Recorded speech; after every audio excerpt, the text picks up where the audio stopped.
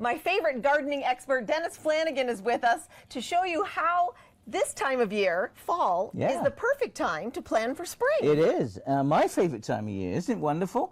And you're right, Sharon. People think that spring is the time to garden, but good gardeners know that this is the time of year that you can do so much. So over the next month, there's all sorts of things you can do. Probably the biggest outlay someone's going to do with plants is going to be a tree. And so thinking that through a little bit, what type of tree you're going to plant. Lots of studies have shown that by planting a deciduous plant, a deciduous tree, this is a dogwood, but it could be a maple, an ash, on the south side of a house, will reduce your air conditioning costs by up to 20%. That's significant. Isn't that amazing? Especially this past summer, it was so hot. Thinking that through, and then we get into evergreens, and the evergreens sort of do the opposite. In the wintertime, you want to plant this on the northeast side of a house, and that will protect you from those winter winds. And so what you're doing now is reducing the energy cost of your heating. So trees, I think, not only for their aesthetic value, how beautiful they look, but we're all energy conscious today. And so the effect that they can have on cooling or protecting a house is amazing. Are they less expensive to purchase this time of year? What a great question. Everyone, if you want another reason to garden this time of year, is of course, many trees and shrubs and perennials are on sale. And when you go to a garden center, you know, you're faced with something that looks like this. And people go, oh my God, no wonder that's on sale. Look, the thing's dying.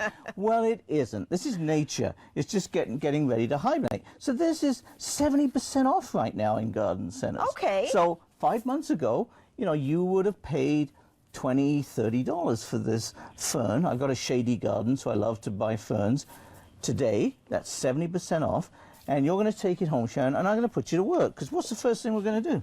We're going to cut off the dead bits. We're going to cut the whole thing down. The entire thing. The entire thing? The entire thing. So what we do is we cut, this kills people, doesn't it? So we're going to cut the whole thing down. I knew I shouldn't have been a hairdresser. So, and you're going to cut the whole thing down like that. Right, you're going to put that in the compost. Yes. And then I'm going to plant it. And next year. So you can plant it now. Plant it now. And by doing that, we've made the plant a lot stronger. And next year, that's going to set up all beautiful new fronds out of that fern. And what a great value. So people kind of don't realize that these plants aren't going to get thrown away by the nursery. If I didn't do that, someone in the nursery would have cut them down, kept it for the winter, and brought it out next spring. So wise gardeners know that by doing that little bit of work themselves, you can do wonderful things. That's an oak leaf hydrangea, which is one of the most expensive hydrangeas. But looking at it, you'd say, Dennis, you're kidding me. Right, I would never have bought this. I would have thought maybe it's diseased or something. It's the end of the season, it's nature, and all we're going to do again is cut that right back, plant it this time of year, and next year it's going to flourish and send up all sorts of new branches. So when you cut this back, how low would you cut it? As low as this, or is this different? Yeah, as low as that, yeah. Let's put you to work. Here, I'll move this back here. And snip it right back, Sharon. This one? Yeah, right down. Go for it. It's hard. You did it. Look at that. Wow, wonderful. the timber. So that's what you're doing. You're taking that all off, because that foliage isn't going to do anything for the rest of the year. We want to concentrate what's inside the pot, which is the root system. This is amazing. So, you know, people don't think that it's inside the pot that's really what is the important thing this time of year. Lots of other things to do, of course. Okay. You talked about trees and selecting trees. You're selecting it for the height, the color, the fruit. My pet peeve, this is a crabapple, and people love to call crabapples messy trees. There's no such thing as a messy tree. There's only a messy landscape designer that put it in the wrong place. So if this is hanging over your driveway and dropping apples on your car roof, yeah, you're going to get annoyed with it. But if you put it in the back garden and underplant it with flowering shrubs and bulbs, it's a beautiful tree. So it's just where you put the tree in the landscape design that's important. It makes a lot of sense, because then this would go back into the ground. Yes. And actually feed and nourish the other plants. Yes, exactly. It's certainly not going to go into the ground if it drops on your car or the driveway. No.